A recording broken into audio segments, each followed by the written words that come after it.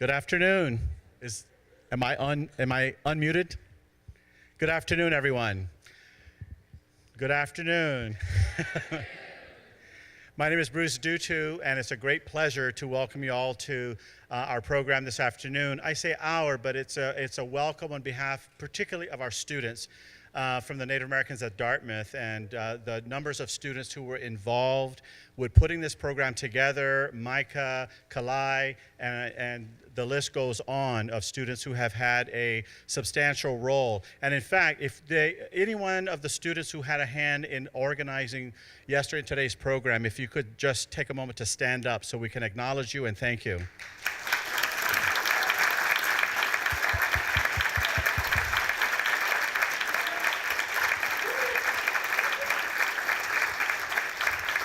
Thank you.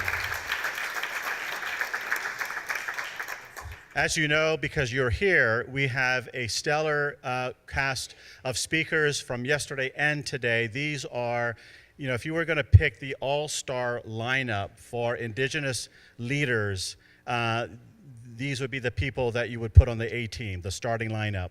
It's an honor, it's a pleasure to have these individuals join us this weekend. Despite the weather, you've all here, you're here to join us.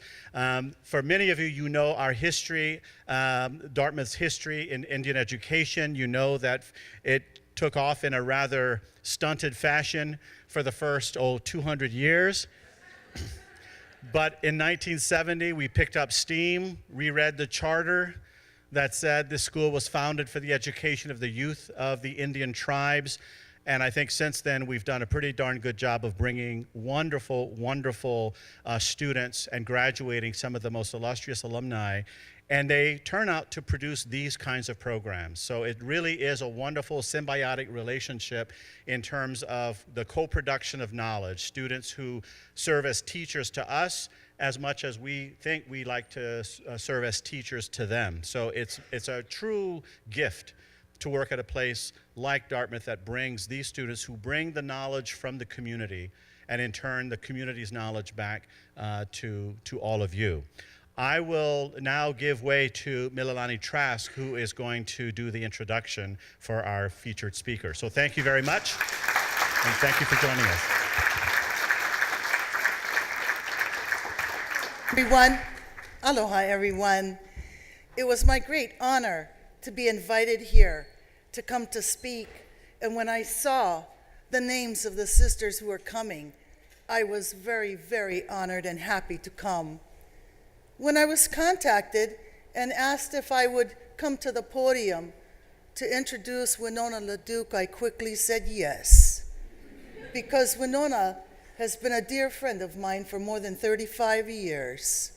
We have gone through many struggles together, and we have shared many achievements and many disappointments. But I thought to myself, I should seek counsel of other sisters who have worked with her. And I sent out emails, not only to sisters in Indian country and in the Pacific, but to sisters in Africa, to sisters in Asia. And they all wrote back to me. And the sisters in Asia said, make sure that you introduce her for what she really is, an Indigenous economist. We have few with degrees in economics from Harvard. Read her many articles and books and what she is saying about sustainable economic development. Look at her work at White Earth, regaining their lands, building a sustainable economy, bringing back the wild rice, bringing back the maple, reaffirming the native diet. She is first and foremost an Indigenous economist. But sisters from Africa disagree with that. They view her as being an Indigenous feminist. They said the same thing. Read her many books. Look at the 125 articles, and that's not all of them, but that's the number that has been published in the languages of the world. See what she is saying, and make sure that you introduce her, what she is first and foremost, an Indigenous feminist. But many in Indian country disagreed, and her sisters looked upon her as being an indigenous human rights advocate. And they pointed out that she was the youngest of all the Indian youth. She came to the United Nations. She was not yet 17. She addressed the states there. That was 25 years before we lifted up the cause at the United Nations. She set that framework in place when she was but a child. They're very proud of her in Indian country. Make sure you introduce her for what she is first, an indigenous human rights advocate. When I looked at all of these things, I realized that all were truthful. It's very difficult to put a single tag on a woman like Winona LaDuke, because she is all of these things, and she is many more. For those of us who have worked with her, she has been a dear friend. She has been an honest critic. The most difficult issues that we have faced, we need someone of our number to rise up and show us where we are wrong and counsel us so that we will reconsider and not make efforts that are fruitless, not make errors. This is all of the things that Winona is. And I recalled when we were called to go to China after many years of lobbying the United Nations for a global consultation on the rights of women of the world. We finally won it. And many millions of women from all the continents, from the 7 indigenous regions, were asked to identify the 2 women that would best represent the causes of many millions of women in the world. One was Aung San Suu Kyi. The other was Winona LaDuke. It's hard to explain or introduce someone who is so many things to so many people. My great friendship with her has showed me things that others maybe have not glimpsed. But when you go to struggle for human rights, you know the value and you know the risk of the rights that we are advocating for and that we have yet to achieve. It's hard to come home empty-handed. It's hard to take the bitter wine of defeat. And even in those times, Winona is the first to call to remind us that we must do our ceremony. We must honor the Creator so that we can cleanse our heart of the anger that restrains us so that we can return to walking in the light. I know her to be many things. She is a human rights advocate. She is certainly that. But when people ask me about Winona, I tell them that she is firstly 3 things. She is an advocate for human rights because she is a truth speaker. She has the ability, and we see it, as a great warrior, but she is also a peacemaker. And when times are hard and we walk in darkness, I know that she is a healer. My great honor to present my dear sister, Winona LaDuke.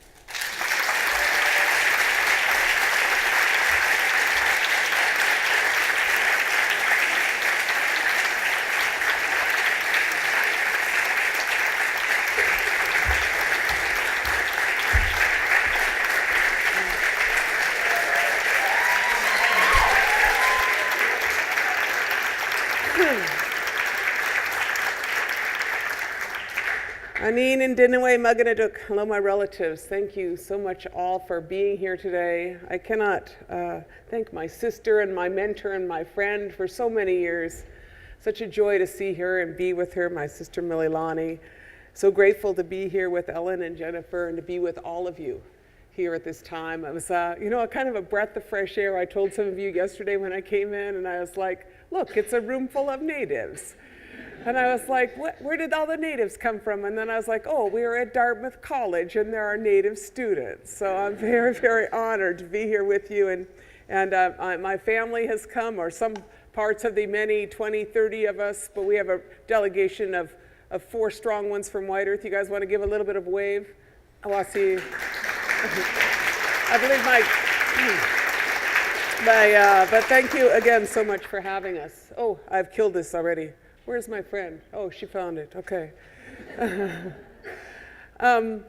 So as I, hold on a second. No, I got to do the big thing. Oh, yeah, thank you. You need somebody under 30 to do many things for me. It's like, no matter what I do.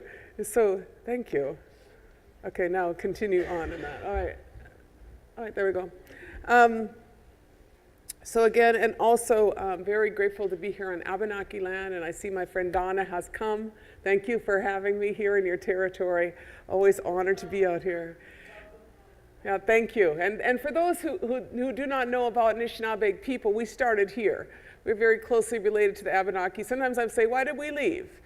It's pretty good out here. You know, we're out here, we're in Cape Cod, Wampanoag territory. We are the same people.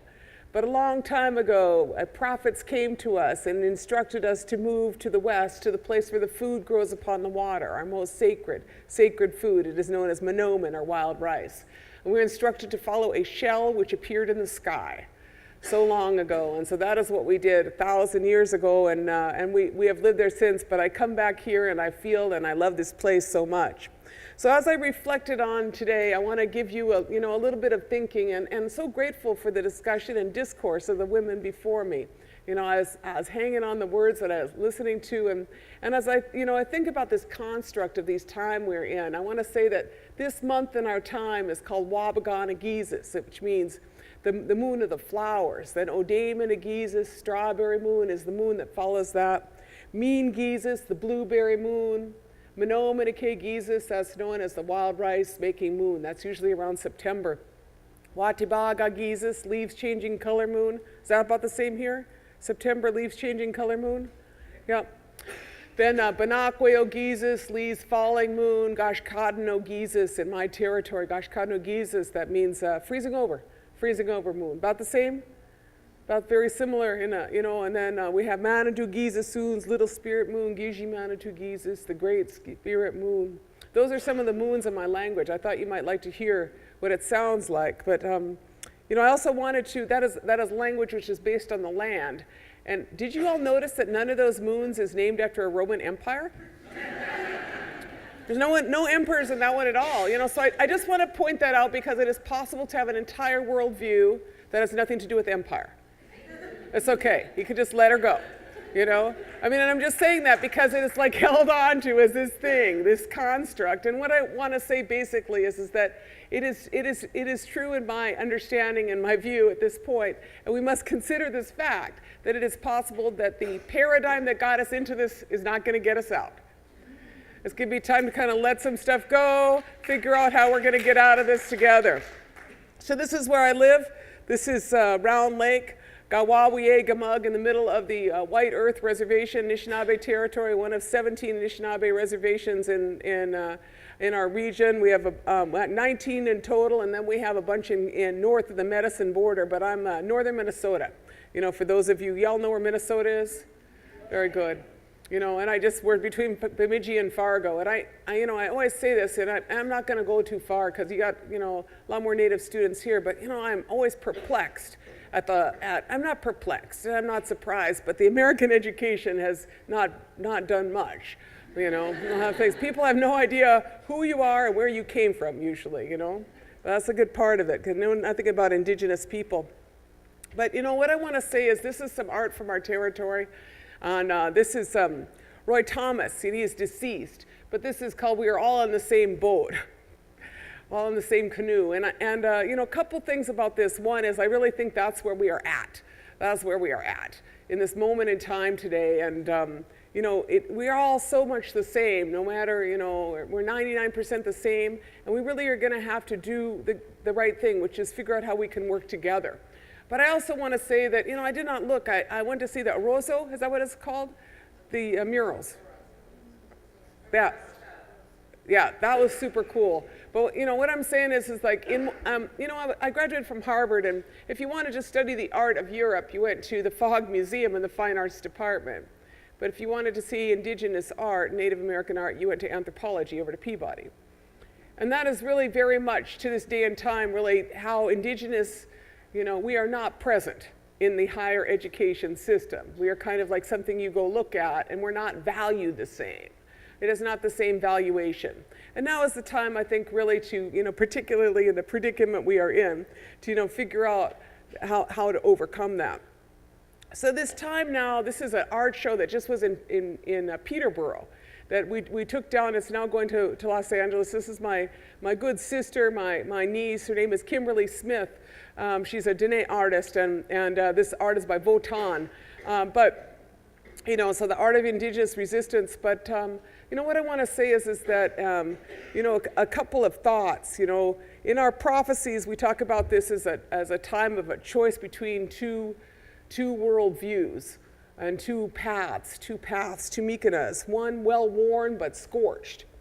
The other is not well-worn, but it is green. And it is also, in my mind, a time of a choice between two worldviews that is very clear. And, there's a guy down in Washington, and he's Mr. Trump. And I feel like there's a couple of plans we could have for the future, but I feel like we do not want the Trump plan. We may want to consider instead what I call the Sitting Bull plan. And I say that because one of the greatest political thinkers of all time was the great political leader Sitting Bull. And never is entirely discarded largely by American political thinkers. But one time I read this book, The Genius of Sitting Bull, which compared Sitting Bull and Custer and just talked about how brilliant his thinking was. And so I say that. And so let me talk a little bit about what that is and what making America great looks like. Okay? So my idea of making America great is this. You have 8,000 varieties of corn. That's when America was great, right? That is when America was great. Like I think that this is what we got to look at. When America was great, there were 8,000 varieties of corn. That is indigenous knowledge. A lot of that is actually also the knowledge of women. A lot of you know this, but most of the best seed saving in the world on a worldwide scale is actually the work of women. On a worldwide scale, there's about $13 trillion that goes to the Monsantos and the Syngenta and the Kraft food guys. $13 trillion, they produce 30% of the world's food. 70% of the world's food is produced by people like us. Indigenous people, farmers, peasants, and a lot of those seeds historically have been collected by women, and there's a reason for that. That's because we know what it's going to taste like, we know how it's going to preserve. And so it is really important that women are involved in seed saving and seed selection. And that's how you got 8,000 varieties, is all of that, And I think about that because now there's this presumption, and it is even to some extent, I would say, in this generation of people that say, I can't grow anything. I don't know how to grow anything. I don't have a green thumb. And I'm like, at some point we relinquished agriculture to Monsanto. And we made some suggestion that guys in white suits knew what seeds should look like. And I think that was kind of obviously a wrong idea. Because this is when America was great, is this. America was great when there was 250 species of grass in what is known as the Great Plains. And America was great when there was 50 million buffalo, the single largest migratory herd in the world. That's when America was great. That's what I know is when America was great. America was great when there were billions of passenger pigeons that darkened the sky as they traveled across our territories, when there were fish in every lake and every river. That's when America was great, and you could drink the water anywhere. Let us make no mistake, that is where America was great. So this is where I live, in a place where the wild rice still grows on the lakes and rivers. And I was really interested in Ellen's comments this morning because, her creation story is very similar to ours. And I'm always interested in how, different peoples are created and the, the closeness of a lot of the, our peoples in our stories. But these are this is Nokoma's grandmother and Nana Boujou, who's a half spirit, half human being.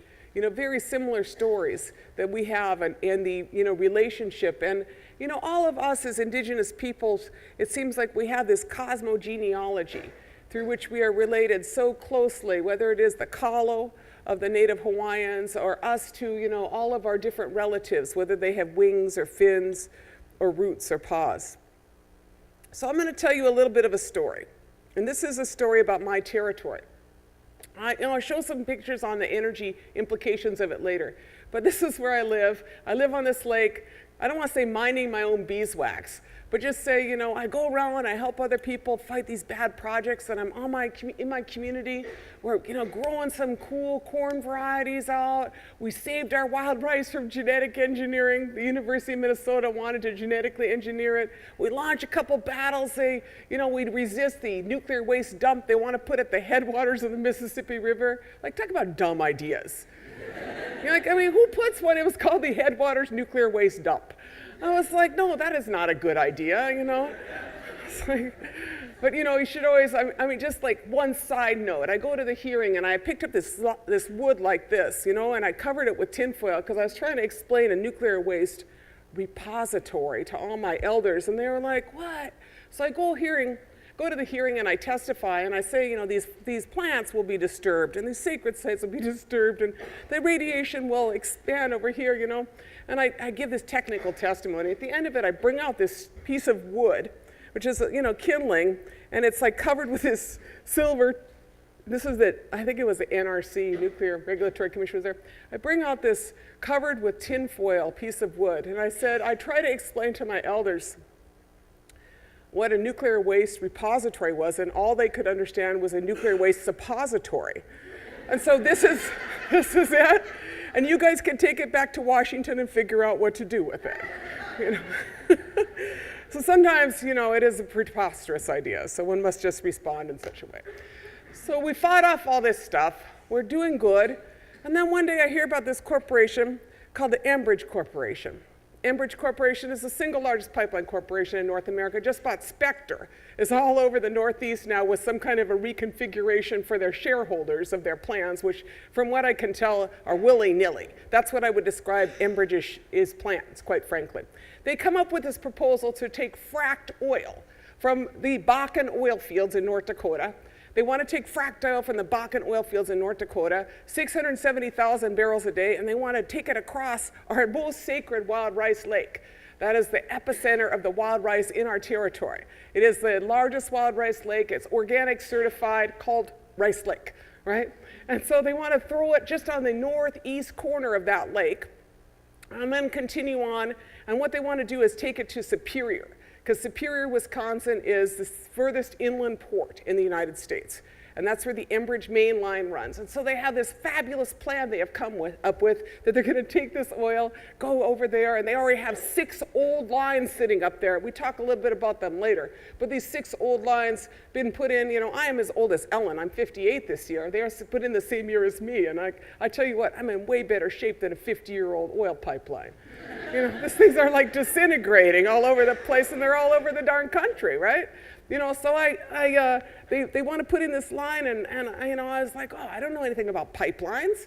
You know, I mean, I'm, you know, like energy geek a little bit. I mean, I'm pretty energy geeky, but I don't know anything about pipelines, so I started studying up, started informing our people. You know, write a bunch of articles, I write for all the kind of conservative papers in the North. I write for Fargo Forum Communications, has 44 newspapers in the Dakotas and in northern Minnesota. I write these articles, I try to explain what's happening, because I believe people have a right to know what's going on, you know, and not have like the industry explain the project to them. Because that would be probably an inaccurate description of the project if it's done by the industry, right?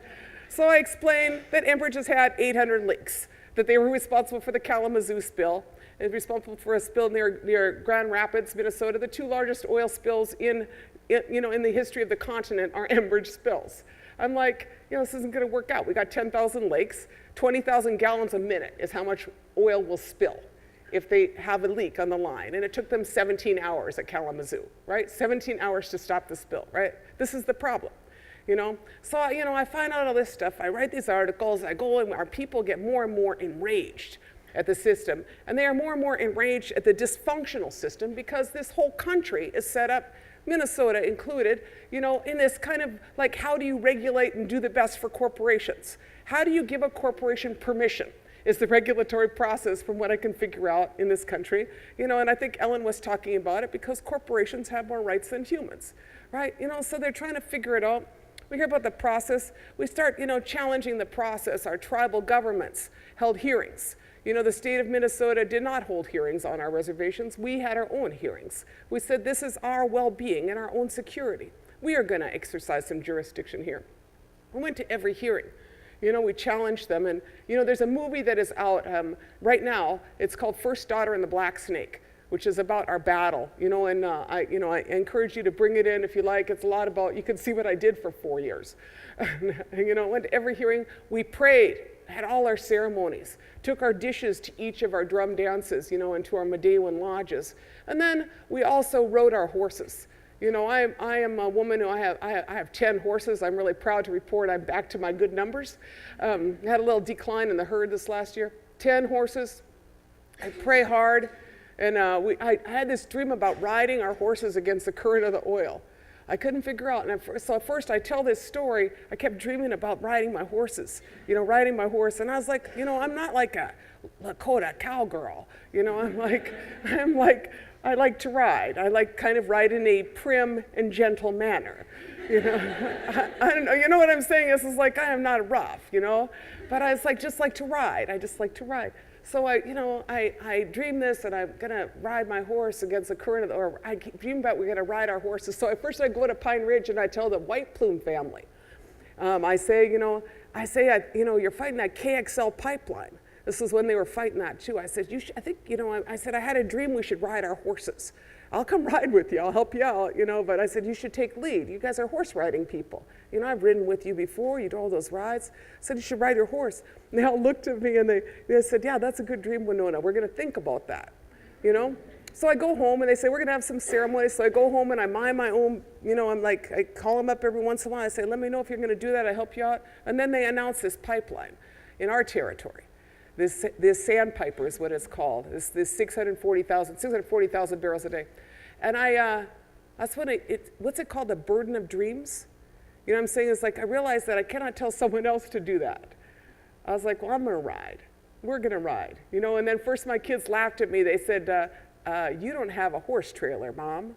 And I was like, okay. So then I buy a horse trailer on Craigslist, right? I'm all happy, right?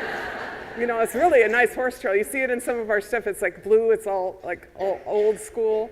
And then they said, like, you don't have a truck for that, you know? So I was like, but I got it all on Craigslist, so we're good.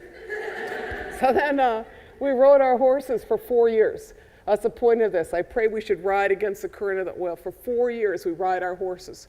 And the neighbors of us, the non-Indian people, they're called Friends of the Headwaters, a lot of them, they file a lawsuit against the state of Minnesota for not doing a full environmental impact statement on this and trying to just rubber stamp this approval. That goes through the courts. The same thing as I think that, I think you were talking about, Ellen, is that they court ordered is what it was. They didn't want to do it. You know, and then they appealed it. The state of Minnesota appealed the decision, and the court said, no, you have to do an EIS, right?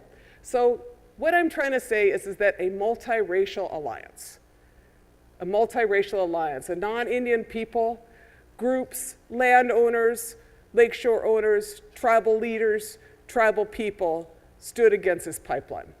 And that one day after our fourth ride, the next day, Enbridge announced it's canceling that pipeline.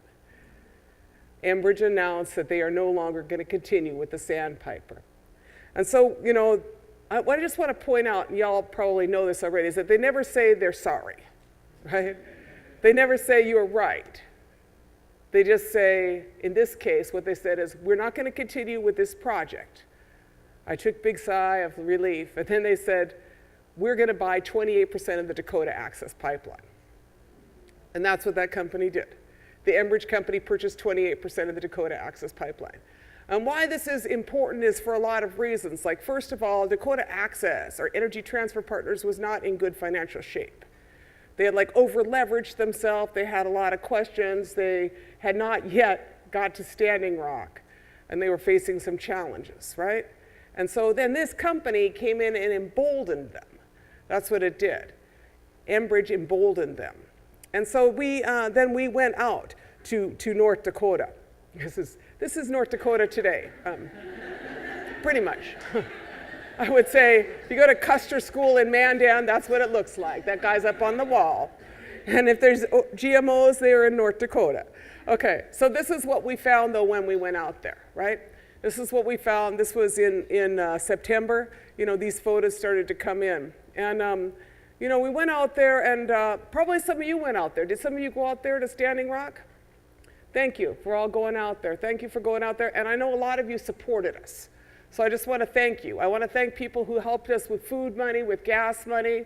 We got, a lot of people. We couldn't have done what we've done out there without everybody supporting us, and just like the constant. I interviewed the main cook for the Red Warrior Camp 2 nights ago on the phone. His name's Grumbles, facing 2 felony charges, Grumbles. But, he was like talking about, just kind of like, it was like Iron Chef every night, right? Like that afternoon, you would know what you had.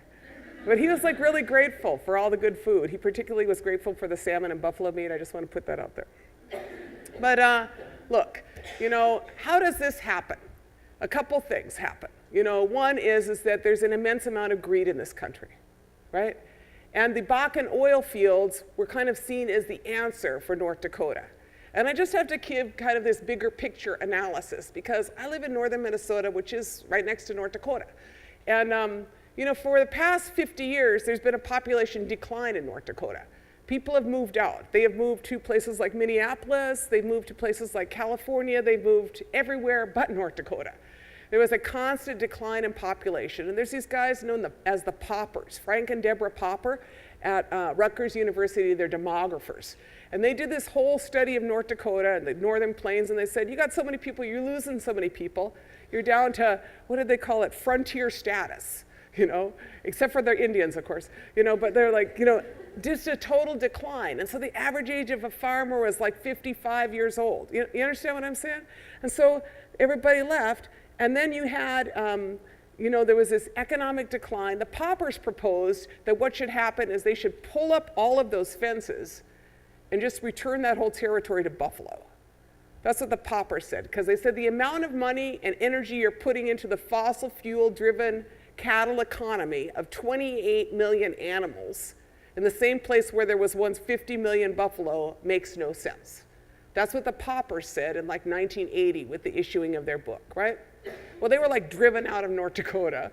But in 2000, I actually went to hear the Poppers speak, and they were invited back by the North Dakota Farm Bureau Association because they said, hey, you're probably right, And that, so there was this kind of this limbo, but depopulation, older people, Norwegian, German, Lutheran, kind of fearful, rising, amounts of racism against Native people.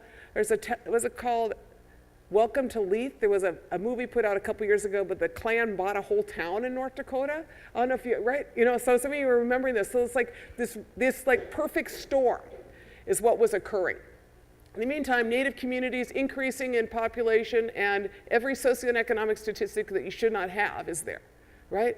At accelerating rates, sentencing disparities, and continued systemic poverty, because it's not just, it's not just the colonialism of the military, it's not just the boarding schools, then it's the dam projects, which flooded every single reservation out there and took the best land, the best agricultural bottomland, and left people with like so little, and they couldn't even get firewood out of the Army Corps land. That's what entrenched poverty, entrenched racism, systemic underdeveloping appropriation and theft of people's resources looks like. And that's what it looked like in North Dakota. And so that's kind of how it started to happen. And then civil society abandoned North Dakota. And the reason I say that is because until last year, the American Civil Liberties Union, which I'm a big supporter of, had one person that covered both North and South Dakota, right? The Sierra Club had one person. Nobody wanted to work out there. All the cool, hip people, they didn't want to work there in North Dakota. So this is how you get this. Morton County has become, this place where people are sprayed with all kinds of stuff. Dogs, September 4th, dogs were put on our people, right? Dogs were put on our people. This is like a photo that could be from the Civil Rights Movement, quite simply. Could be from the Civil Rights Movement, but that is, the dogs put on our people by DAPL security people. This is our people getting tear gassed in the river, the water protectors getting tear gas, That is what that is. And our people were shot, our people were tear gassed, our people had compression grenades, shot at them, our people were injured, and our people were arrested. And, I say this and I repeat it over and over. I was not arrested, and I was not shot. But my family suffered injuries. And we have a lot of these people that felt this, and I know these people, and I know that this is not right. And so, this picture was one of the first pictures I seen out there, and, and this was like in, I don't know exactly when this was, like maybe end of September, this showed up. But this was I had to ask someone what that thing was on the right. That thing on the right is called a mine-resistant armored personnel carrier. Mine-resistant armored personnel carrier. And just like to be clear on this, I was like, there are no landmines, to the best of my knowledge, in North Dakota.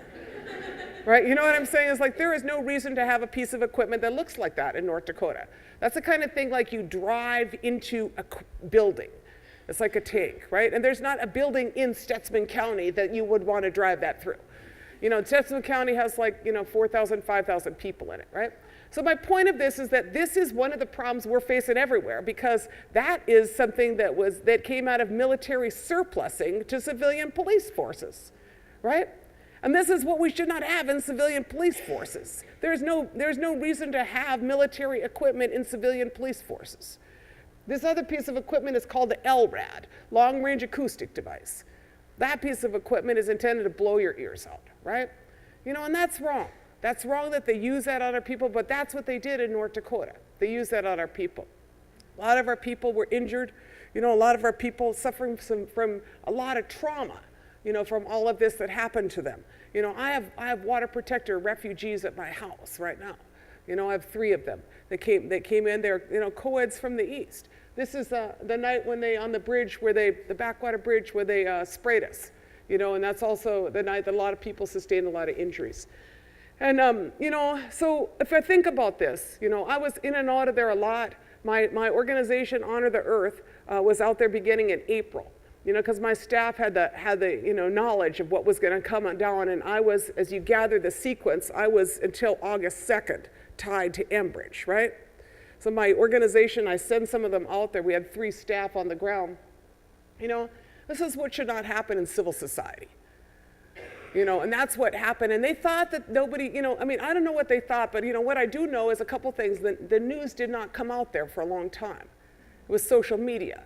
All our footage was getting up, getting taken up later by CNN and other guys when figured out something was going on. That was after Amy Goodman got arrested, right? So North Dakota has no idea how to deal with civil rights, human rights. And to me, this is a huge problem that we are going to face, because it's like there's rules of engagement. There's like a deal, and there's rules of engagement in civil society. And the rules of engagement are, I have a First Amendment right. And if I decide to exercise my First Amendment right, you can be mad at me, but that should be kind of how it works. For exercising my First Amendment right, and I'm totally unarmed, I should not get shot, right? But that's what has gone like totally awry. And in this case, particularly the rights of corporations, over the rights of humans. And I just, want to say is that from my family's perspective, and I think of a lot of other people who have a lot of water protectors in their community, because we have thousands in Minnesota. Thousands of people went from Minnesota to Standing Rock. And so, I know, I have a pretty good sense of how that all feels. And I know that my grandson was over there hiding out. One day I'm sitting there typing on my little computer at the desk. I'm at the kitchen table. He's trying to not look at me. And I was typing on my kitchen table. He comes in with his my 2 other grandsons. They come in and I look up and he's like, look, Granny. And I look up and one of them is wearing my snowmobile helmet, which has a red hand on it, which is known as the water protector helmet. That's what you wear when you go to North Dakota, the water protector helmet. And the second one has on a gas mask, which is apparently standard issue in my house at this point. And the third child has on a bandana. This is 3 10-year-old boys. And they are looking at me and they say, look, Granny, we're the water protectors. And I was like, see, that's how I know that there are thousands and thousands of more of us, because we were not, we are not scared. We were not scared by them. We were angry at how they treated us, and we remain exactly the same. We remain exactly the same. We are not afraid of them. And, we are ready. We are ready. And so when the Enbridge Corporation came back to northern Minnesota and announced something we knew which was coming, their fabulous Line 3, single largest project in Enbridge's history, which is going to be a 915,000 barrel per day tar sands pipeline. And y'all know how wonderful that plan is. When they show up in northern Minnesota in December, they want to have this little meeting. And Enbridge has an Aboriginal people's policy. They have this policy that they're supposed to be nice to the natives, And so what happened is that because I had this long relationship with Enbridge, after Enbridge had announced the cancellation of the project, in August, I went and talked to them. They had sent a lot of people to talk to us. And first, Enbridge sent these guys. They're called the tribal relations specialists. But we refer to them as the Indian whisperers. and they tried very hard to talk to all of us about why we would like the pipelines. And I said, I told them from when they came in, I said, we are not small tribes in northern Canada with no running water. We are big, and we don't like the pipelines, and we're not going to like the pipelines, I said, and so that we burned through a couple Indian whispers, and then we got the Indian listener. She's from Calgary, and her name is Linda Cody. So Linda Cody and I are in a top meeting, and I said, Linda, so it was in end of August. I said, Linda, I feel like you cheated on me. You dumped me and went out west. And then I said, then in September when that dog incident occurred, I called them. I called Linda because I have her secret cell number. I called Linda. I texted Linda. She'd had a conversation with me, and I wrote her a letter. And I said, Enbridge needs to withdraw troops. Enbridge needs to condemn violence. Enbridge needs to do a full environmental impact statement. Enbridge needs to, honor Indigenous peoples. You have an Aboriginal peoples policy. You have 28% of the interest in this pipeline. And you are somebody who needs to use your influence to stop the violence. That's what you need to do, Enbridge. You need to stop the violence. And they did nothing. And so when they came in to announce this new pipeline, when they came in their special December meeting, they thought they were going to have with some landowners. Someone asked me to ask Enbridge a question, and I said, Enbridge, we were all out in North Dakota. We were all there. We took bullets, We took tear gas. We took injuries, and 840 of us got arrested. What's your answer here, Enbridge? You're going to bring the tanks. You're going to shoot us. What are you going to do, Enbridge? That's my question. And you saw them slide out the back of the room.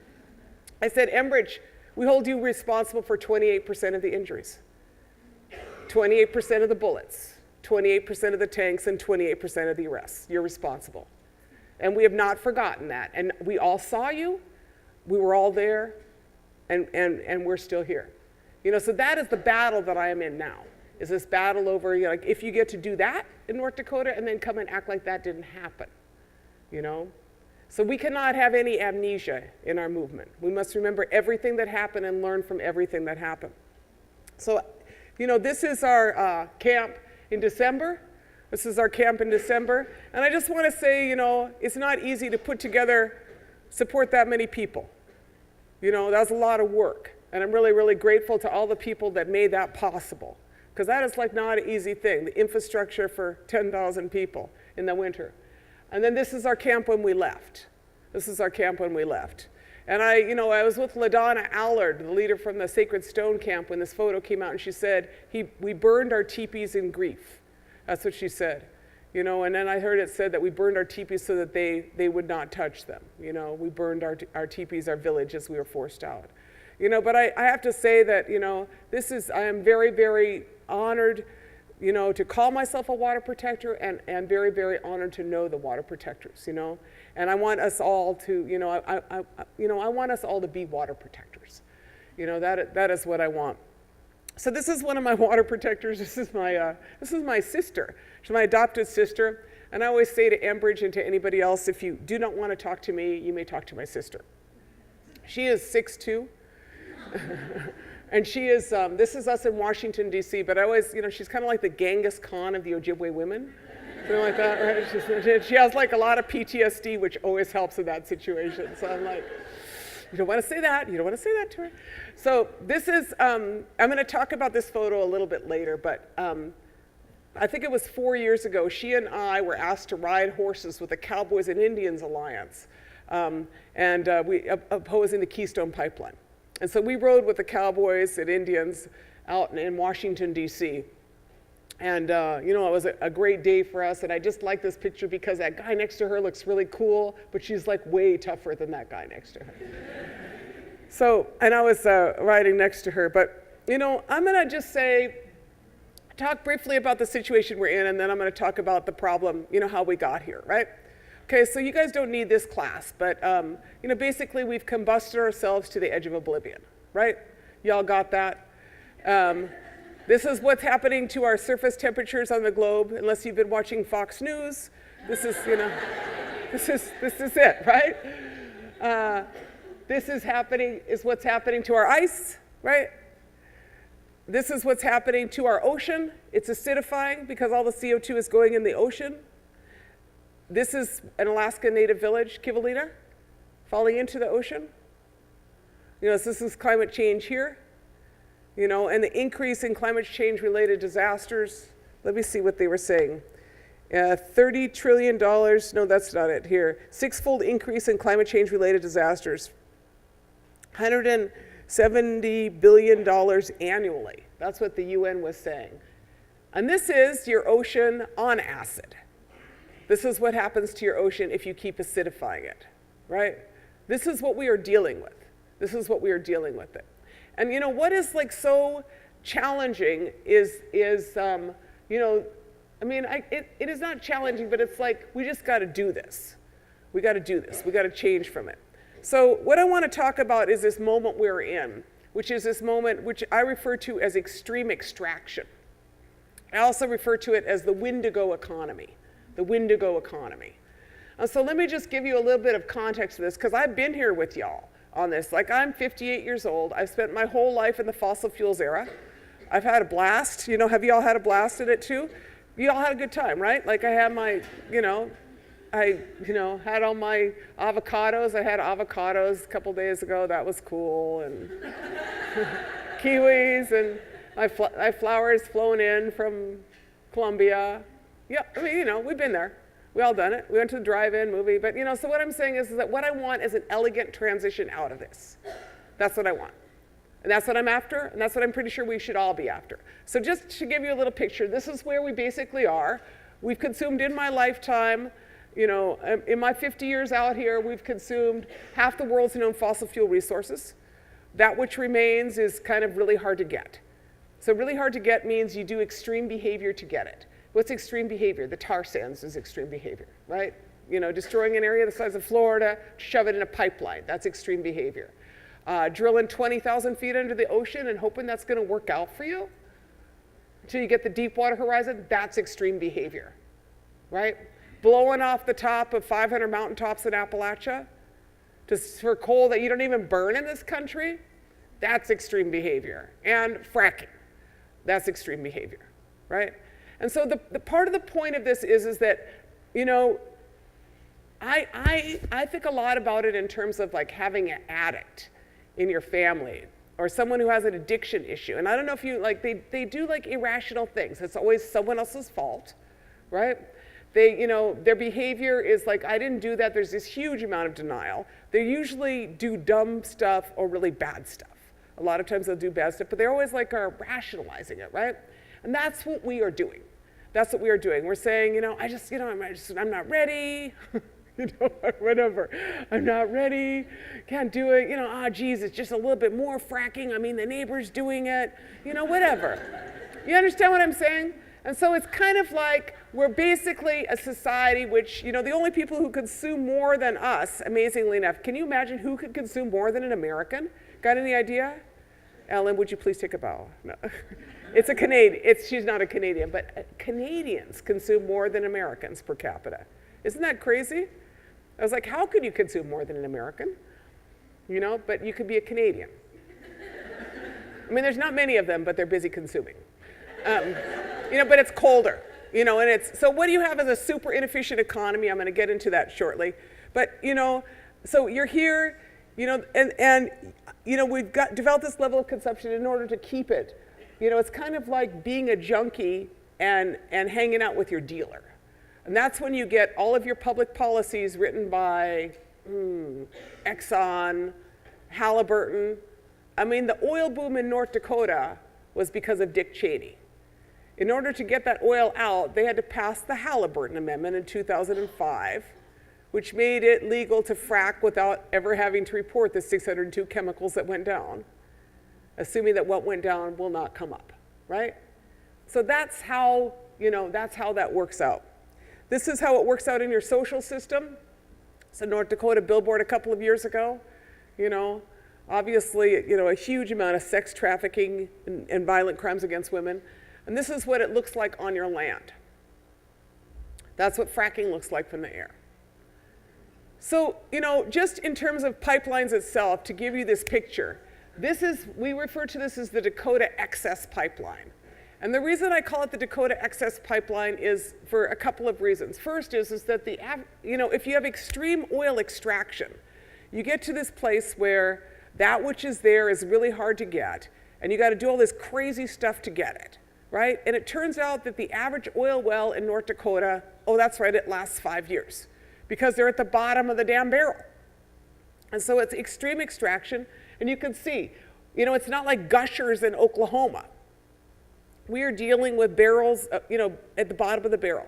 And so they have to keep doing it. They have to keep busting up new places and putting in new wells. And so the thing about the Dakota Access Pipeline that is so vexing and about hatred is this. First, there's an 85% drop of drilling rigs in the Bakken right now. The Bakken busted. The Bakken busted 2 years ago. It busted because the price of Saudi oil went down. And so fracked oil cannot be produced unless it's about $60 a barrel because you have to keep drilling, right? That's why the price of Saudi oil has made it neither tar sands nor fracked oil out of North Dakota is producing at the levels that they had hoped for. The second thing is that the amount of oil that's coming out of North Dakota right now is 900,000 barrels a day. 900,000 barrels of oil a day is coming out of North Dakota. And in 2016, there was 900,000 barrels of oil coming out of North Dakota. And Lynn Helms, the minister of, no, he's not the minister, he's the commissioner of agriculture and mining in North Dakota, Lynn Helms. He says that in 2019, there will be 900,000 barrels of oil coming out of the Bakken because the Bakken is busted. The Bakken is busted. So why do you shoot people? Why do you injure people? Why do you tear gas people? Why do you take off their arm? Like Sophia Wilinski. Why you do that? If you know, why do you need a 570,000 barrel per day pipeline? If the amount of oil coming out of the Bakken today is 900,000 barrels of oil, 2019 is 900,000 barrels of oil, how are you going to fill a 570,000 barrel a day pipeline?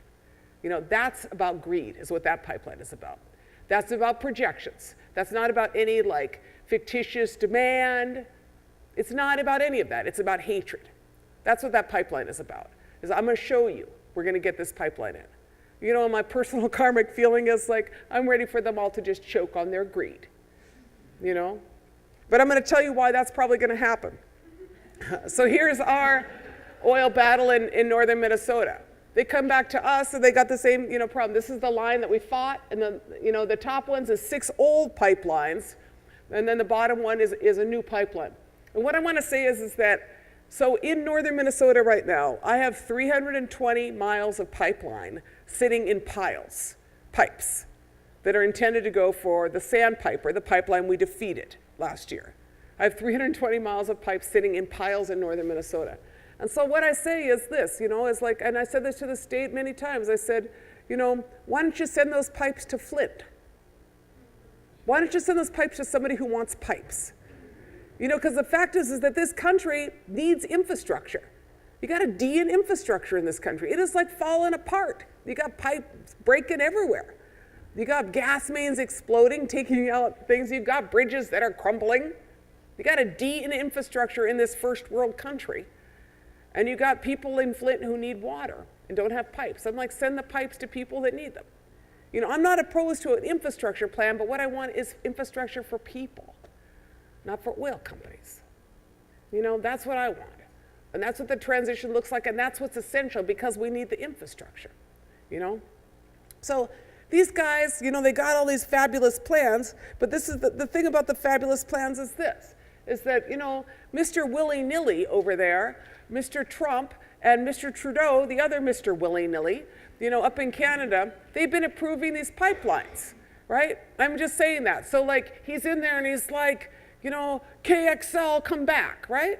He's like, you know, invite the KXL pipeline to come back, the Keystone pipeline to come back. That's what one of his first things in office. He approves the Dakota Access. And up there in Canada, Mr. Trudeau is busy approving pipelines himself.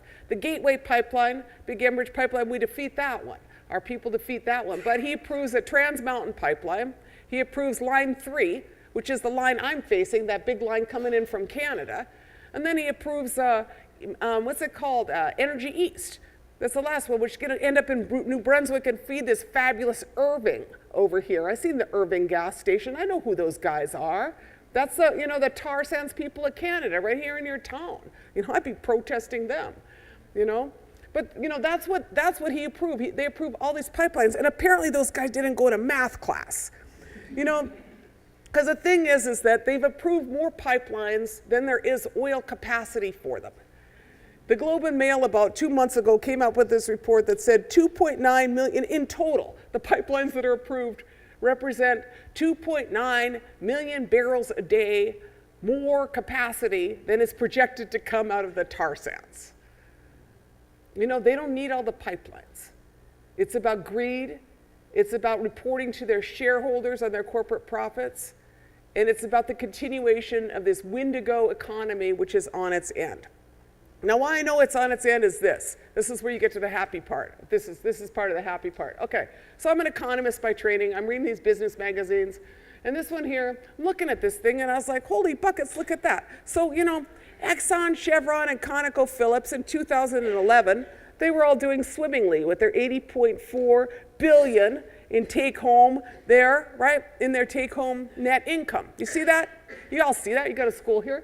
$80.4 billion in income, right? And then here, 2016, what are they taking home in their net income? $3.7 billion. Now, Exxon, supposedly the smart guys, those guys are taking, they go from $40.1 billion in net income down to $2.8 billion in net income in 2016. That's money that they are taking home to their shareholders. Now, you know, if I was the CEO of Exxon and I lost, you know, $37 billion in 5 years, do you think I could keep a job? No. And those guys, you know, apparently bad at math, apparently no idea what's going on. But what happens to Rex Tillerson? The smartest guy in the world hires him to be our Secretary of State. That's the CEO who just lost all that money, right? So I'm saying he couldn't get a job even on the damn Apprentice, he wouldn't have got a job, right? I mean, look at that, right? So my point is like, we all know that there's some dumb guys in charge, but I was like, that's really dumb, you know? And these guys, you know, no lack of privilege, right? No lack of privilege. They should have known what to do. So this is what you're supposed to do, okay? This is a Mandan Earth Lodge Foundation. We need to rebuild our economy in the Sitting Bull plan so we have housing that is energy efficient. We need housing that's gonna last a few years. You know, we need housing that's built with local materials. We need housing that is not toxic, you know? If I was living out there, I would have one super elegant one of these guys, you know? This is a project I worked on at Navajo a few years ago. We took the money that was left over, not left over, but it was for Southern California Edison owned the Mojave generating station. They closed it down. They put the money in this escrow account from their sulfur emissions, taxations, and their fees. They put it in there, and then they have to spend it on renewables, because California, no matter what President Trump says, has renewables and energy efficiency and high fuel efficiency standards. They have this money in there. We raise some money, we leverage it, join with Grand Canyon Trust, and we put solar on Dine College at Shiprock. You know, that's 25 kilowatts of solar. I'm just saying, this is the part of the speech where it's like, if we could do this, y'all could do this. right? That's what I'm saying, because I'm not this is my community. This is what we are fighting over. This is the largest wild rice lake in our territory, and this here is what a sustainable economy looks like. Say you harvest for 10,000 years in the same place. That's what a sustainable economy looks like. You build an economy that's not based on the constant taking more than you need and not leaving the rest. And you build one based on the land that is there. This is, some of our corn. I was talking to the brother here about our corn varieties. This one on the right is Bear Island Flint. That's the one I grow. That's actually Jonesy Miller growing that at Oneida. He's from Menominee. But never had a crop failure. Never had a crop failure. That variety is pre-fossil fuels and post-fossil fuels. Like a really, really important thing, because some things never trickled down in Indian country, and a lot of us never got access to become integrated into the fossil fuel agriculture world. That's why they had that Keeps Eagle lawsuit, because we never even got the darn loans, right, in our communities. And so we're out there, and these old varieties still exist.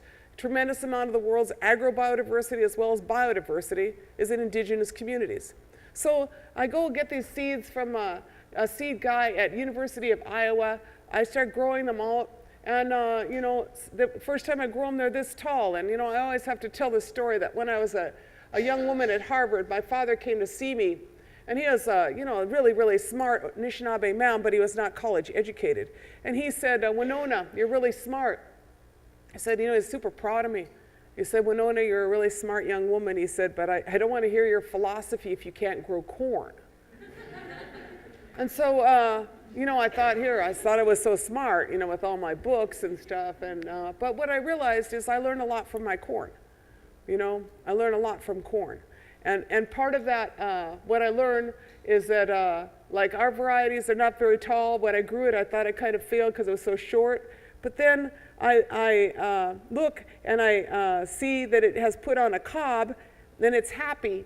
And what I notice is that our corn is shorter, but it's frost resistant and it's drought resistant. And when the winds come in, it does not blow over our varieties, our stand and Monsanto's tip. And so it is time to plant for climate change. Yesterday Mililani was talking about the kalo, the kalo varieties that are salt resistant. We need to plant with agrobiodiversity, and we need to plant adapted for our regions, and we need to plant for the conditions that are coming. And we need to take care of the food ourselves, because if you want your future taken care of by someone else, you're not going to like the consequences. You're not going to like how that's going to work out. And so that is part of our responsibility, all of us, is a food system will not be delivered to you by McDonald's. So this is renewables. And I had this funny moment because I don't know why Indian reservations are the windiest place in the country, but there, go figure. White Earth has class 4 wind. Standing Rock, we did a little study and we figured that the $3.9 billion they want to spend on the Dakota Access Pipeline, the $3.9 billion they want to spend on the Dakota Access Pipeline, if we did not you spend it on that, we could, instead of doing that, we could have put in 64,633 PV systems, photovoltaic systems on houses in North Dakota. And 64,633 PV systems of 5 kilowatts each, providing half the needs for an average house. Plus 323 2-megawatt wind turbines, plus 161,000 passive solar units or solar thermal for the houses out there. So to me, if this is about where we are going, if this is about energy security, like this quote, domestic oil is supposed to be about, that's what energy security looks like. That's what energy security looks like. It is decentralized, it is localized, it is efficient, right? So this is the next slide, which is on energy waste. And people always say that, you can't meet present demand with renewables.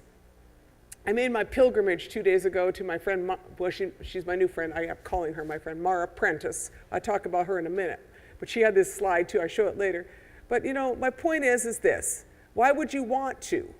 Why would you want to meet present demand with renewables if you're wasting 57% of your energy? Lawrence Livermore Labs. In Mara's slide you see in a couple, she says it is a little higher than that. So why would you want to meet present demand? Why would you want to meet the demand for, new copper mines in northern Minnesota, where for every ton of copper you get out, you have 1 million tons of waste? Why would you want to meet the energy demands for the very energy-intensive extractive industries that are at the bottom of the barrel? What you want is to retool your economy into this plan that is based on living with the earth and surviving. That's what you want to do. And that's what it is essential to do. So don't waste it. This is the transition. This is nuclear should not be in here. And I think in Mara's it is not. But, this is why, this is like the OECD, or something like that. This is a UN report. And I'm like, wait, I guess that Rex Tillerson didn't see this memo. Why would you continue to invest in fossil fuels if the future is renewables? Because so what I'm saying is, it's like, that's what it looks like. And so it is our job to push it into that. And you're going to do it locally, and you're going to do it regionally, and you're going to do it nationally. So this is Mara Prentice's slides on energy potential and electricity generated by wind. And I thought it was pretty interesting. So Mara Prentice, a couple of days ago, I went to Harvard, and my granddaughter came with me. I was reading my Harvard magazine, which they still send me, along with that pitch to give to Harvard every year. You guys are going to get it for the rest of your life. So anyway, I get my Harvard magazine, and I look at this picture of this woman, Mara Prentice, and I said, she looks so interesting, and she's a Malencroft physics professor. And so I read her study on energy revolution, and she says it's all going to change. She says it's all going to change because of a simple thing. She says that it turns out that the combustion engine in your vehicle, my car that I drive in, is 16% efficient. And an electric engine in a Tesla is 65% efficient. So what kind of society is going to hang out with a 16% efficient system, right? What you're going to do is you're going to move on like everybody else. So this here, right now we're at the last one. So there was a day, Iowa generates over 50% of its power, and I think at one point 100% of its power from wind.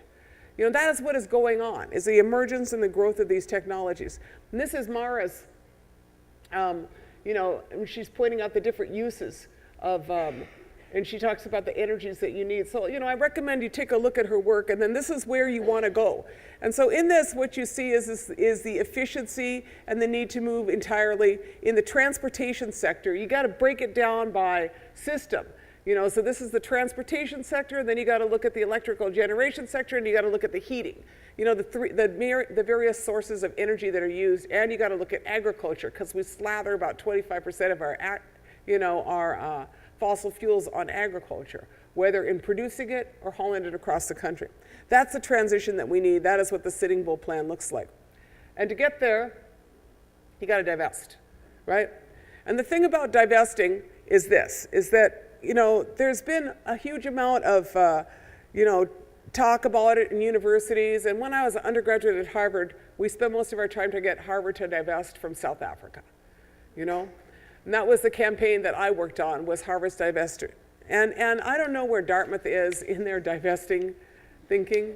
Probably not too far along, I gather, by the looks of all you. Okay, got that. Well, apparently they didn't get that memo, they missed the memo that Rex Tillerson didn't get either. Because, on a worldwide scale, the UN Secretary General reported that $5.2 trillion worth of money in institutions representing $5.2 trillion were in the process of divesting from fossil fuels and moving into renewables. Anybody who is thinking about where we are going, it's not just a moral, it's a simply economic strategy. It's like, don't do dumb stuff. You need to move on, move to things that are efficient and things that make sense. So it is not just, and those who divest also find that they're not losing their butts like they are over at Exxon. You don't want to hang your endowment on the vagaries of a fossil fuel economy. Note to self. Don't hang your endowment on the vagaries of a fossil fuel economy. Note to Dartmouth. So this is my village. I'm just going to show you a few pictures here, and then I'm almost done. But look, this is, you're hanging out with me. I feel like all cool hanging out with you. It's all good. But this is the village I live next to. My grandson, right? Tartown. He goes to school there, Giwain Buckanaga. He's from 10 generations of Buckanagas in that village, right? This is what happens when your HUD housing project and your whole society is impacted by heavy levels of colonialism. And this film came out last year called The Seventh Fire. And that's really a misrepresentation of what our prophecy is, the seventh fire. And I don't know why they use that, but that was kind of their opportunistic. But this film is a snapshot of the meth and opioid epidemic in my village, right? That's what it is. And that could be a lot of places, but that's what it is. It's kind of rough. I know those people. I know that snapshot. It's ugly. But our people didn't like how that looked on us, because we're not just that.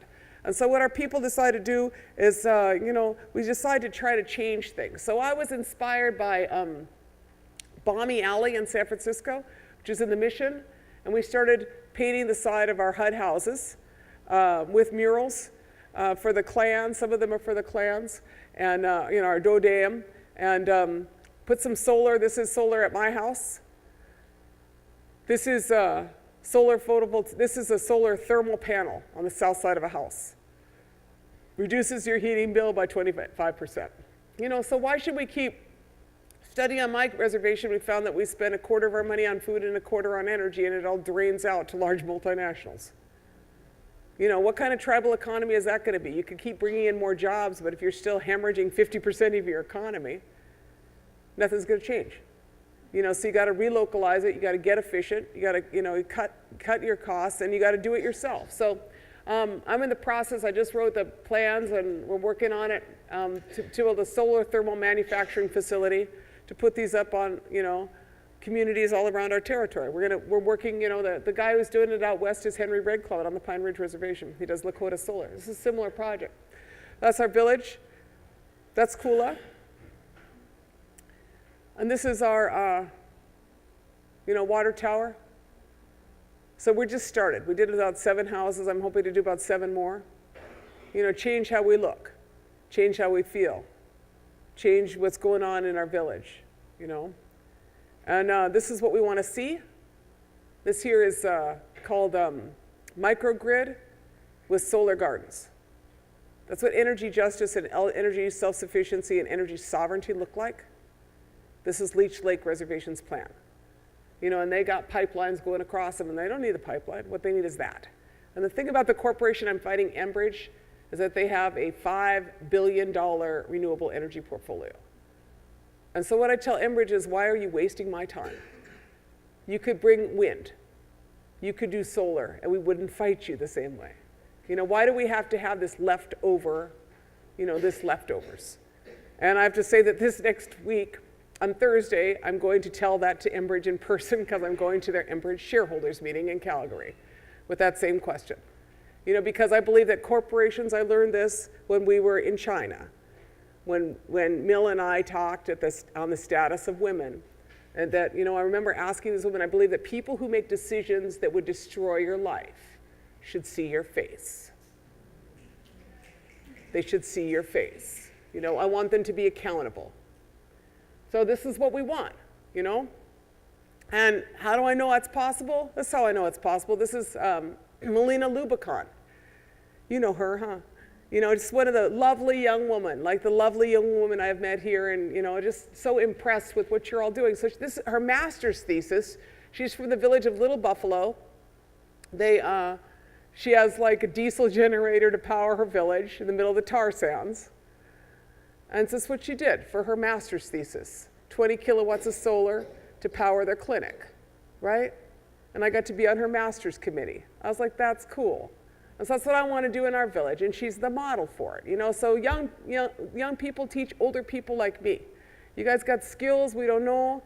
I learn about it, and I was like, hey, we got to do that, But that is, what the future looks like. And that is what energy self-determination looks like, in our communities, in communities that nobody is going to fix but us. Nothing's ever going to trickle down there. You do it yourself, So a little bit of a story as kind of at the very end. I showed you that picture of my sister riding the horse, right? So I was riding my horse right next to her, right? And I just want to say, y'all hung out with me a little bit. You know, I like riding horses and all, but like I don't really, that's like a really bad place to ride a horse in Washington, D.C., right? You know, there's like, you know, sirens and there's flashing lights and there's people with cameras and there's like, so I was like almost crying on my horse. I was like, you know, I was like, you know, it was incredibly nerve-wracking. And so I got off my horse and I went over to my teepee, which was on the Washington Mall. Now that sounds really cool, right? I was hanging out in my teepee on the Washington Mall. There was like 8 teepees in the Washington Mall, and mine was all cool, and I was hanging out in my teepee feeling cool on the Washington Mall. And then other cool people were hanging out in my teepee. So my 2 14-year-old sons were in the teepee. And then in the teepee comes Neil Young is hanging out in my teepee. This is cool, right? Y'all with me, huh? You know, Daryl Hannah is hanging out in my teepee. All these people are hanging out in my teepee. And then I'm sitting in my teepee, and this guy sticks his head in, and he says to me, he says, "Ms. LaDuke, would you like to go for a ride in my car?" And I look at this guy, and my sons look at this guy, and I'm like, why would I go for a ride in your car? It's like such a great pickup line from the 80s or something, right? Like, who asks a woman in 2015, you want to go for a ride in my car? Like, that's, you know. And I'm looking at him, and I'm like this, and my sons are going, no. And then he says, it's a Tesla. And I was like, yes, I'd like to go for a ride in your car. You're all with me on this, right? I was like, so basically I walked out of my teepee into a red 4-door Tesla. Right? And that's what I want to do. That's what I want. That's my idea of an elegant transition.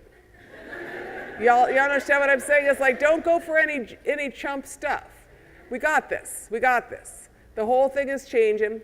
Okay, and so, but when I got off my horse, there's these guys called the Yes Men, and they got on these horses. And so this is about a 3-minute video of what the big picture looks like.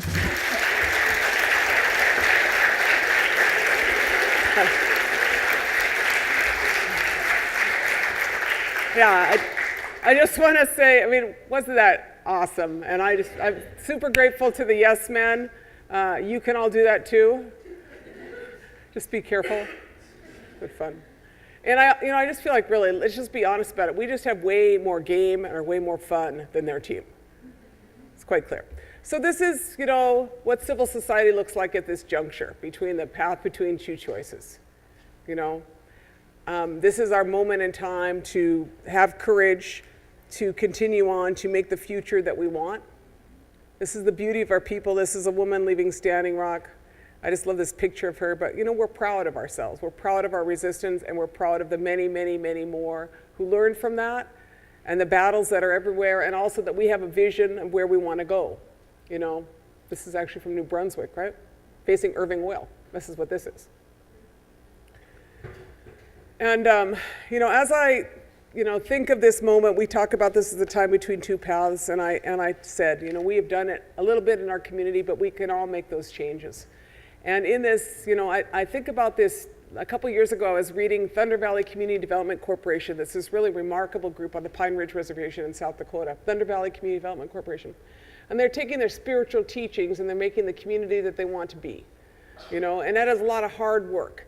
You know, it is hard work. It's a lot of challenges, but they're, you know, really, really remarkable. And I was reading their annual report, and in the annual report, you know, I find this quote, and so I'm like, oh, I just love that quote. Can I use that quote in my, you know, in my reporting? And so I call up, and I know Nick Tilson. He's the director of Thunder Valley Community Development Corporation. He says, yes, Auntie, you can use that. He says, but I got to tell you where it come from. So I'm going to tell you this quote, in which he says is that, you know, he said, we were, you know, we're a bunch of Oglalas, we're Lakota men. We're Oglalas, and we're down there on Pine Ridge Reservation, and we're going into Sweat Lodge. And he said, and we're kind of talking smack, basically, is what he said. You know, and I always say that because, like, Indian people, we talk smack too, you know. And so they're in there, and they're kind of being lax, you know. We'll just be that way about it. They were talking about stuff, but they were saying the tribal council never did that, or, you know, who never did that, and that guy never stood up, and that, you know, like just talking like that. He said, and then we went in that lodge. He said, and this spirit came in the lodge, and the spirit, this is what that spirit said to us. And this is the quote that I found in his report. He said, the spirit said to us, how long are you going to let others determine the future for your children? Are we not warriors? When our ancestors went into battle, they did not know what the consequences were going to be. All they knew is that if they did nothing, things would not go well for their children. Do not operate out of a place of fear. Operate out of a place of hope. Because with hope, everything is possible. The time is now.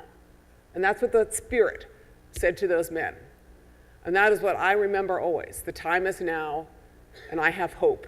And I have faith because I have seen how change is made. Thank you very much for your time.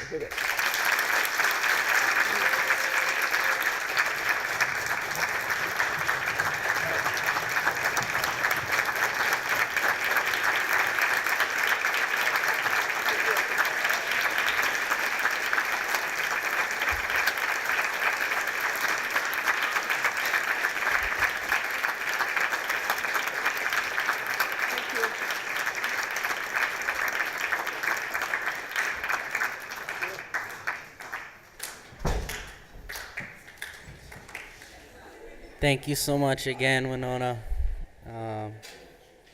We'd like to open it up for a little bit of question and answer period. We got a little bit of time, so we got a mic over here. We can run it about, but yeah, I told him to go out. I told him to go out for the books. We'll take some questions, and I also have some books and a little bit of stuff from White Earth. I have that sign, GMO. It's up there too. And this is my grandson with the water protector helmet. And my granddaughter. Some questions? Yeah. Can you hear me? Yeah. Okay, my name's Malia. I'm Tlingit from Stikine River area.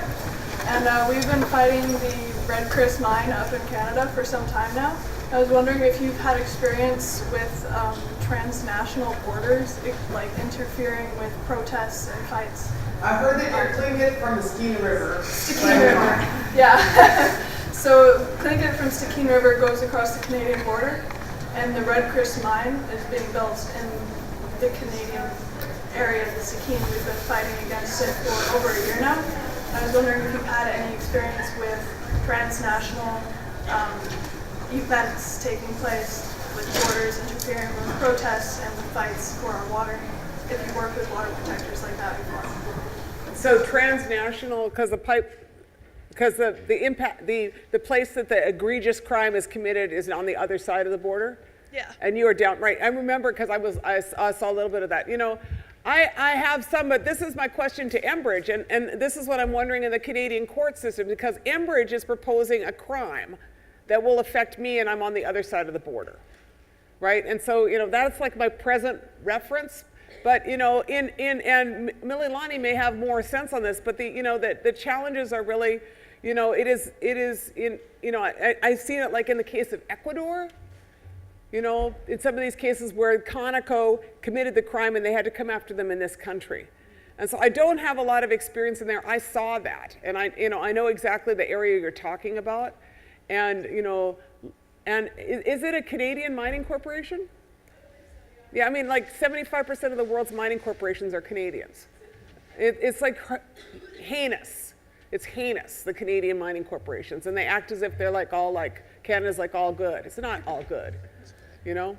So, you know, I don't know much about it. I'd be happy to talk to you about it later. And Mililani, who's, you know, has more experience in these international cases than I. You know, but I'm asking the same questions now as well. So thank you for your question, though. Yes?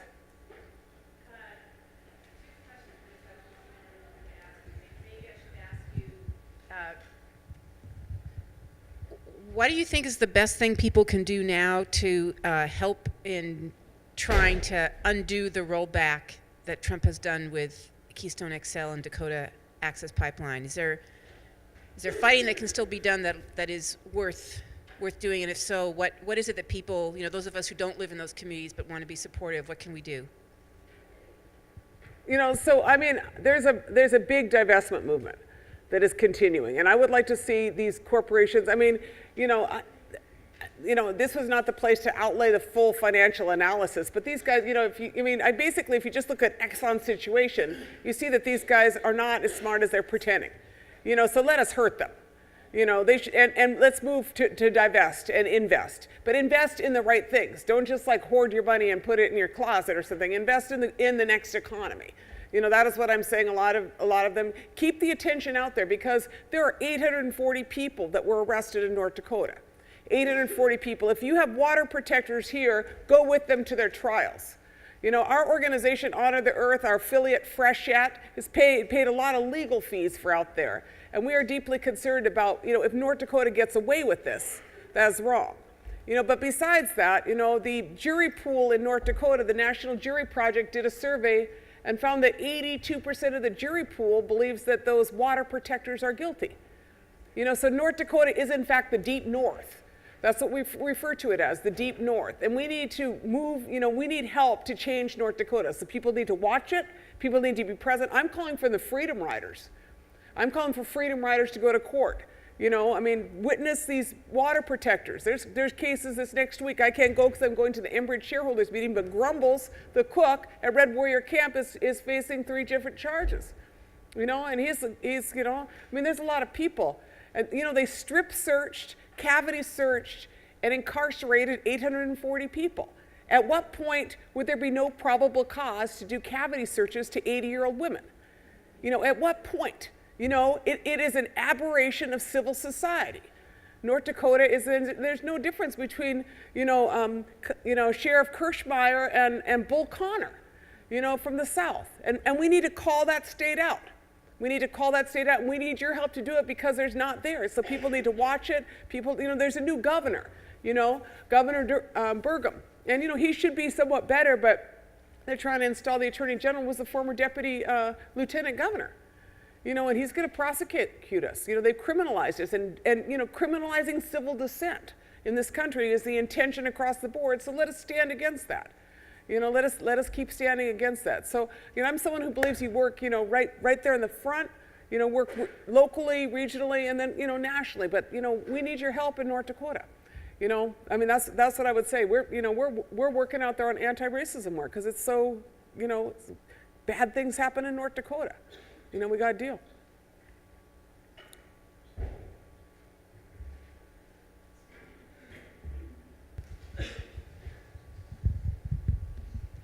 Thanks so much for being here.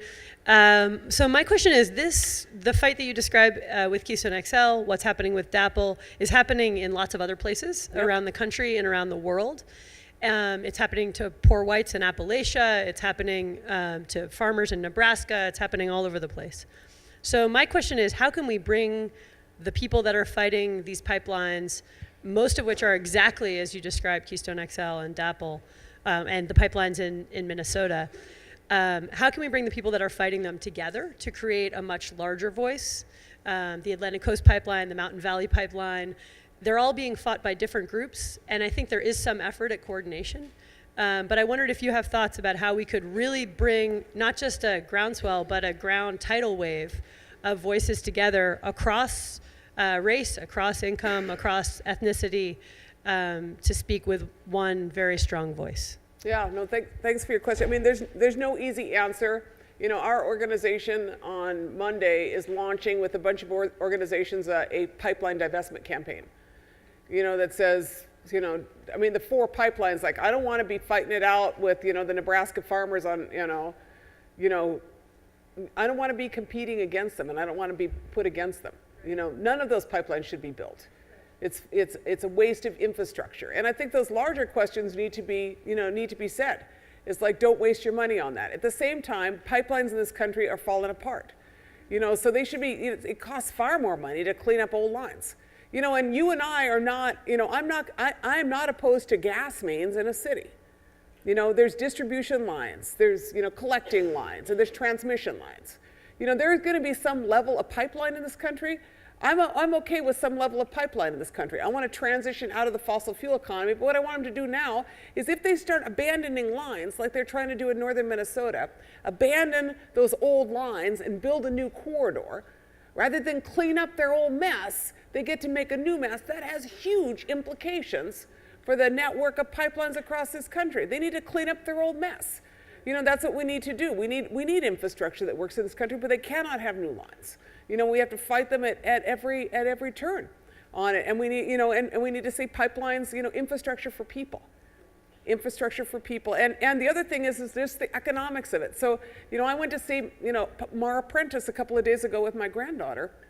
It was like this, I felt like I met this saint of energy, efficiency. She's like super, she was so gracious. It was like totally a girl crush moment. I was like, but what she said is she said, you could talk to these guys, but the thing is that the economics of it, the fact is that it's uneconomical. Every one of those pipelines is going to be a stranded asset in 20 years. You know what I'm saying? Is that they're building junk. Well, one question I have about that is that, at least in the Atlantic Coast Pipeline and the East Coast and the Mountain Valley Pipeline, part of what these guys are after is not just to build the pipeline, it's also to own the corridor. And so it's sort of a land grab, not sort of, it is a land grab. It's an eminent domain grab of private corporations of individual property. Sure is. And it feels like that's just as much what they're about as building the pipeline itself, is owning that asset, right? Taking your land and owning it. Right. At one level, there's going to be there has to be a massive ground battle. Because how we beat them in this one pipeline, it is bittersweet because they bought 28% of that other line, but we beat them on the ground. And I'm going back to the next round of that with this 915,000 barrel, and I got a full couple of years of let me hope that we can, beat them. But there are tens of thousands more people politicized now than when we did it the last time, And this is a state battle. It's not a federal battle. And so we're going to be fighting ground battles all across this country, and we must fight them. And at the same time, we must bring this larger set of issues of, what are pipeline, we need pipelines to be cleaned up. We need a mess cleaned up. And that is not, I feel like that really needs to be pushed at these conservative guys in the state legislature, because it's their liability. It's a landowner liability to have an aging pipeline. And so that's what Mara Prentice was talking about, is you have that level of discussion and you keep having it, because this isn't like a, and then in the broader movement, these questions of rights of corporations over rights of people, which we've been talking about for the past, 30 years. Let me know how that's going to work out. You look at these corporations, Westinghouse just went bankrupt. Westinghouse, that was like blue chip. When I was a kid, Westinghouse, General Electric, they owned everything. Westinghouse, filed for bankruptcy. So who's, I know that they aren't in charge of their nuclear reactors anymore, but doesn't that make you a little worried? These guys are not infallible. They're all Enron. And so it's you can't trust a corporation, so we need to keep that dialogue, and then we need to look for the broader, there's the economic transition, and then there's the political transition, which is, a harder push. But, Bolivia passed rights of nature, rights of Mother Earth, Ecuador. But the Ho-Chunk Nation was the first tribal nation in North America to pass the rights of nature as a part of their constitution. That's what we need, is the rights of nature. That's what an enlightened society that wants to hang around with has. Instead of the rights of corporations, you have the rights of nature. So that's a longer term. John Moody has a question.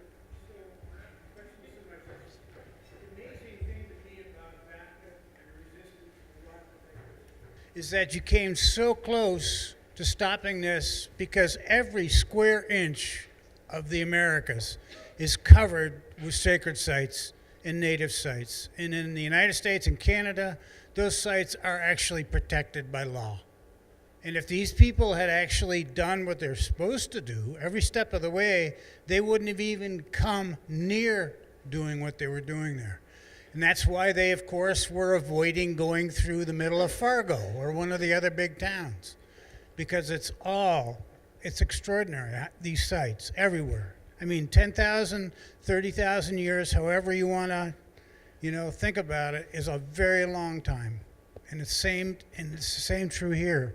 And if they have to take account of these sites, no pipeline could be built, because it would cost them too much money to just go out there and walk with the elders. So thank you all, by the way, for doing what you did, and particularly thank the leader of Standing Rock for standing Yeah, up the Dave way they did. It Archambault. was so close. Very tough position. And if they had been treated the same way the states were and the white communities, then that project would not have been done. Yeah. Period. I mean, there's no question. I mean, I would like, just everybody else here, we'd all like a system that works, right? It'd be great. You know, but democracy is not a spectator sport. You know, you got to engage and you got to work on a whole bunch of different levels to make the change, you know? So, back there, yeah. Student. I'm not sure if you've heard, but Dartmouth recently accepted a large endowment from the Irving family to fund an energy research institute. And I'm just wondering what your thoughts are on fossil fuel companies sponsoring renewable energy research and an institution like Dartmouth accepting this money. Yeah, I mean, that is super problematic because, like, I knew Irving Oil because of they basically control New Brunswick, and all the fracking in New Brunswick was really at the bequest of Irving Oil. And so, you know, I believe that, you know, we need to really know who our bedfellows are in this, and we need to talk about corporate accountability. And I believe that Irving should be challenged to be, you know, renewable, you know, and to do the right thing. You know, but yeah, this is a huge problem, these universities. And Dartmouth has, you know, Dartmouth's doing pretty good in the money. I don't know why they need that, but I'm sure that this is not the first scandalous corporation they've accepted money from, you know. You know, I mean, you could, you know, New Brunswick probably could give you a pretty good, the Mi'kmaq is who had the battle against Irving, you know. Pretty, and actually I have a book that's here, but there's a, you know, that's how I know about it. I wrote about it, and I was up there in New Brunswick, you know. And that one picture of that young woman was from New Brunswick. I mean, that's an Irving a picture brought to you by Irving. That picture, a young woman facing all the cops. Bonjour, Winona. Bonjour, Nick. Miigwech for being here, taking the time, and for your inspiring words. So speaking of inspiring words, one time I ran into like a pamphlet that I think White Earth Land Recovery made, but it might have been Honor the Earth. And it was about Mija Mishkikiwin, food is medicine. The cover said, food is medicine. Yeah. And it unpacked concepts that come from the wisdom of our communities, but also the bright minds of you and others in your organization. And it was simple. It was just a 12-page document or something like that, but it stuck with me. Because the idea of food as medicine, it influences individual decisions. You know, it can like keep you out of the drive-through at Taco Bell, or it can help address global problems. Thinking of that perspective, I just was wondering if you could unpack that concept a little bit for us. I mean, it's pretty, you know, pretty basic. You know, like as I said a little bit before, you got to change your food system. You got to change your energy system. And, you know, you look at this, you know, everything that is wrong in American agriculture is pretty clear, you know, and we're not getting better, we're getting worse. And every ailment we have, you know, it just enrages me seeing, you know, all the things like we're going to cure cancer. You ain't going to cure cancer if you keep letting them guys do that stuff. You know, you're not curing cancer by if you keep allowing them to toxify. So, you know, you see, and Elizabeth Hoover at Brown is who's doing a lot of work on it. And, you know, across this, you know, North America, First Nations are recovering their foods. And we're recovering them because, one, they're in our ecosystem, and you can still pick, you know, you can still pick fiddlehead ferns. You can still pick all your mushrooms. Right? You can still, in our area, fish, and you can still wild rice, and that food is the best food for you in the world. And it reaffirms this, you know, this covenant. Like, you know, I mean, I like to see at my feasts, I like to see traditional food. You know, ambrosia is not a traditional food, you know. But, you know, what I'm saying is, it's like that reaffirms it, and it reaffirms the spiritual relationship that it has, and it makes us stronger people at every level. And then also, you know, but, you know, a lot of young people here, or all of us, you know, it is that we need to farm and we need to garden. You know, so it's not just like, you know, buy from a farmer's market if you're urban, you know, support all that, but you know, and then also grow food and yank up your lawn and put in some seeds. You know, that's kind of my general philosophy on that. And then, you know, and then, you know, move your institutions, you know, towards that. But, you know, in kind of the bigger picture, as we transform that, they say that about a quarter of the CO2 emissions are in fact from food, a food system. And the carbon, in redoing that, the carbon goes back into the soil, which is what you need to do. That's where the carbon's supposed to be. It's supposed to be in the soil and not in the air. And so it's entirely, an integrated strategy that is essential to where we are going. And, in my privilege, I've seen a lot of it. And, Mililani was with me in Italy for slow food. There's two trends going on in the world, and one is this globalization, the increase in the corporatization of everything, and then there's this relocalization and the reemergence of traditional foods, culturally based foods and movements that affirm those. And, you just got to look at the economics of it, and the price that you get for growing organic chicken feed is way better than the price you get for growing, conventional industrial chicken feed. The future is organic, and the income is in it. And so, when you're trying to figure out how to pay off your loans when you get out of college, just go farm organic. Work on that process. But, it's true. It's a lot bigger. But don't grow food to make money. Grow food to feed people. But you can, if done well, you can also, support your family and make some money. So. We have time for one more question. Yep, red coat, raincoat. Hi, thank you. My name is Catherine. I'm also a student. I know many of us are really excited hearing you mention fossil fuel divestment so many times. There's actually a pretty strong fossil fuel divestment campaign on campus, and we have experienced some success. We just last spring had the biggest climate rally in New Hampshire history, so that was really exciting. We've had a lot of student support. That's so great. But this past year we've experienced difficulty just because the administration is aware that we have student support, but they've been kind of stringing us along and stalling. We're in talks with them, but they've just essentially told us that divestment just isn't a priority for them, and have refused to make any decision at all. And so we are thinking about escalating soon. And I'm just wondering if, from your experience of an activist, you have any suggestions about tactics or ways to go about doing that. A lot of the people that I work with, a lot of grassroots activists, there's some pretty, some of our, folks I know have walked into a lot of banks, a lot of bank actions, a lot of education and outreach, a lot of those fabulous murals, those kinds of things. But, I'm just saying, there's two things. One is like get their attention, but then the second thing is like what Mara Prentice kept saying to me. She's like, I always imagine I'm talking to Dick Cheney, and she has this funny thing because she says here's the example. I don't know whose phone this is, but, so remember when so remember when the phone was really big, the portable phone was in a bag. You guys remember that? Were any of you born then? You know what I'm saying is like the phone was big and the charger, even I have a charger on my HP that is like 5 times this size, right? And then what happened is that I went in and now I find out I can get a charger this size. And so like a lot of everything has moved into this more efficient, much smaller, and even like the rare minerals is nowhere near the demand for them, the more efficient you get. And so the thing is that this university has been drinking too much Kool-Aid with the fossil fuel industry. If you think that this is the way, the big clunky stuff is the future, you're wrong. It's all over, like every measure of efficiency cuts fuel demand. So why do you want to, as I said, hang your endowment on the vagaries of a fossil fuel economy? If you want Rex Tillerson to manage your endowment, look how well it did for Exxon. So time to move. And so I would just say, even look at her book. It's called The Energy Revolution.